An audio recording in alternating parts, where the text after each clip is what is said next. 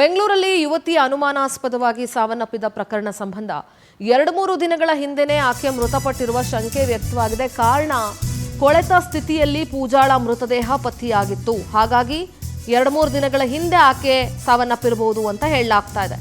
ನಗ್ನ ಸ್ಥಿತಿಯಲ್ಲಿ ಯುವತಿಯ ಮೃತದೇಹ ಬಿದ್ದಿತ್ತು.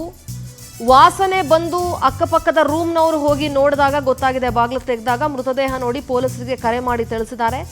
ಘಟನಾ ಸ್ಥಳಕ್ಕೆ ಭೇಟಿ ನೀಡಿ ಪರಿಶೀಲನೆಯನ್ನ ಖಾಕಿ ನಡೆಸಿದೆ.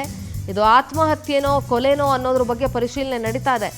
ಗೋಡೆಗಳ ಮೇಲೆ ಹಲವಾರು ಬರಹಗಳನ್ನ ಯುವತಿ ಬರೆದಿದ್ಲಂತೆ. ರೂಮ್ನಲ್ಲೂ ರಾಶಿ ರಾಶಿ ಚೀಟಿಗಳು ಸಿಕ್ಕಿದೆ. ಇದರ ರಹಸ್ಯ ಏನು ಅಂತ ಇನ್ನೂ ಹೊರಗಡೆ ಬರಬೇಕು. ಆಡಗೋಡಿ ಠಾಣೆ ಪೊಲೀಸರಿಂದ ತನಿಖೆ ಮುಂದುವರಿತಾ ಇದೆ. ನೋಡಿ, ಒಂದು ಪ್ರಕರಣ ಎಷ್ಟೆಲ್ಲ ಕೆಲಸಗಳನ್ನ ಕೊಡುತ್ತೆ ಮತ್ತು ಒಂದು ಪ್ರಕರಣದ ಸುತ್ತ ಏನೆಲ್ಲ ಇರುತ್ತೆ ಅಂತ ಹೇಳಿ.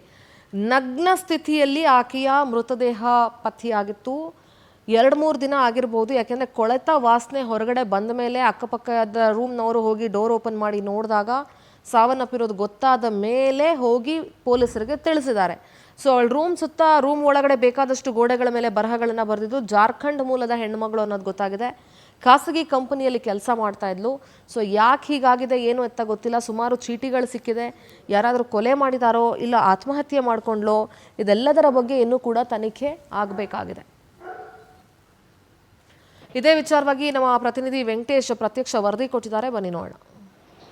ಬೆತ್ತಲೆ ಸ್ಥಿತಿಯಲ್ಲಿ ಯುವತಿಯ ಮೃತದೇಹ ಪತ್ತೆಯಾಗಿದೆ. ಘಟನೆ ಆಗಿರುವಂತಹದ್ದು ಆಡಗೋಡಿ ಪೊಲೀಸ್ ಠಾಣೆ ವ್ಯಾಪ್ತಿಯಲ್ಲಿ. ಇದೇ ಒಂದು ಮನೆಯಲ್ಲಿ ಕಳೆದ 1.5 ವರ್ಷದಿಂದ ಪೂಜಾ ದತ್ತ ಎನ್ನುವಂತಹ ಯುವತಿ ಬಾಡಿಗೆಗೆ ಬಂದು ವಾಸವನ್ನ ಮಾಡ್ತಿರ್ತಾಳೆ. 1 ವಾರದ ಹಿಂದೆ ಕೂಡ ಮನೆಯ ಡೋರ್ ಓಪನ್ ಆಗಿರೋದಿಲ್ಲ. ಅಕ್ಕಪಕ್ಕದ ಜನರಿಗೆ ನಿನ್ನೆ ಒಂದು ಮನೆಯಿಂದ ದುರ್ನಾತದ ವಾಸನೆ ಬರ್ತಾ ಇದೆ. ಈ ವಿಚಾರವನ್ನು ಕೂಡ ಮನೆ ಮಾಲೀಕೆ ಆದಂತಹ ಜಾನಕಮ್ಮನವರಿಗೆ ವಿಚಾರವನ್ನ ತಿಳಿಸ್ತಾರೆ.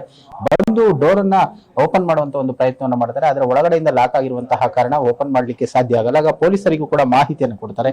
ಪೊಲೀಸರ ಜೊತೆ ಬಂದು ಈ ಡೋರ್ ಅನ್ನ ಬ್ರೇಕ್ ಮಾಡಿ ಹೊರಗೆ ಹೋದಂತಹ ಸಂದರ್ಭದಲ್ಲಿ ಈ ಪೂಜಾ ದತ್ತ ಮೃತ ದೇಹ ರೀತಿಯಲ್ಲಿ ಪತ್ತೆಯಾಗಿರುತ್ತೆ. ಅಂದ್ರೆ ಬೆತ್ತಲೆಯಾಗಿ ಯುವತಿಯ ಒಂದು ದೇಹ ಕೂಡ ಪತ್ತೆಯಾಗಿರುತ್ತೆ. ಪಕ್ಕದಲ್ಲೇ ಕೂಡ ಒಂದು ಫ್ಯಾನ್ ರನ್ ಆಗ್ತಾನೆ ಇರುತ್ತೆ. ಹಾಗೂ ಕೆಲವೊಂದು ವಸ್ತುಗಳು ಕೂಡ ಪಕ್ಕದಲ್ಲೇ ಬಿದ್ದಿರುತ್ತೆ. ಇದನ್ನು ಕಂಡಂತಹ ಸಂದರ್ಭದಲ್ಲಿ ಅವರಿಗೆ ಸಾಕಷ್ಟು ಅನುಮಾನ ಕೂಡ ಬರುತ್ತೆ, ಇದು ಆತ್ಮಹತ್ಯೆ ಅಥವಾ ಕೊಲೆಯ ಅಂತ ಹೇಳಿ. ಆದ್ರೆ ಈ ಒಂದು ಪೂಜಾ ರೂಮ್ಗೆ ಆಗಾಗ ಆಕೆಯ ಬಾಯ್ ಫ್ರೆಂಡ್ ಕೂಡ ಬಂದು ಹೋಗ್ತಾ ಇದ್ದ ಅನ್ನುವಂತ ಮಾಹಿತಿ ಕೂಡ ಲಭ್ಯ ಆಗಿದೆ. ಅದೇ ಆತ ಬಂದು ಹೋದಂತಹ ಸಂದರ್ಭದಲ್ಲಿ ಅಕ್ಕಪಕ್ಕದ ನಿವಾಸಿಗಳಿಗೂ ಕೂಡ ವಿಚಾರ ಗೊತ್ತಾಗಿರುತ್ತೆ. ಆದ್ರೆ ರಾತ್ರಿ ಸಮಯದಲ್ಲಿ ಬಂದು ಹೋಗ್ತಾ ಇದ್ದ ಅಂತ ಹೇಳಿ ಗೊತ್ತಾಗಿದೆ. ಅಂದ್ರೆ ಇದು ಆತ್ಮಹತ್ಯೆಯೋ ಕೊಲೆಯೋ ಅನ್ನುವಂಥದ್ದು ಕೂಡ ತಿಳಿದು ಬರಬೇಕು. ಸದ್ಯ ರೂಮ್ ನಲ್ಲಿ ಪೂಜಾ ದತ್ತ ಅನ್ನುವಂತಹ ಯುವತಿ ಏನಿದ್ದಾಳೆ ಸಾಕಷ್ಟು ಬರಹಗಳನ್ನ ಬರೆದು ಈ ಗೋಡೆಗಳಿಗೆ ಅಂಟಿಸಿರುವಂತದ್ದನ್ನು ಕೂಡ ಇಲ್ಲಿ ಕಂಡು ಬರ್ತಾ ಇರುವಂತಹದ್ದು. ಮೂಲತಃ ಜಾರ್ಖಂಡ್ ನಿವಾಸಿ ಆಗಿರುವಂತಹ ಈಕೆ ಬೆಂಗಳೂರಿಗೆ ಏನೋ ಉದ್ಯೋಗದ ನಿಮಿತ್ತವಾಗಿ ಬಂದಿದ್ರು. ಖಾಸಗಿ ಕಂಪನಿಯಲ್ಲಿ ಕೆಲಸವನ್ನು ಕೂಡ ಮಾಡ್ತಿದ್ರು ಅಂತ ಹೇಳಿ ಗೊತ್ತಾಗಿದೆ. ಸದ್ಯ ಪೊಲೀಸರು ಕೂಡ ಈಗ ಪ್ರಕರಣವನ್ನ ದಾಖಲಿಸಿಕೊಂಡಿದ್ದಾರೆ.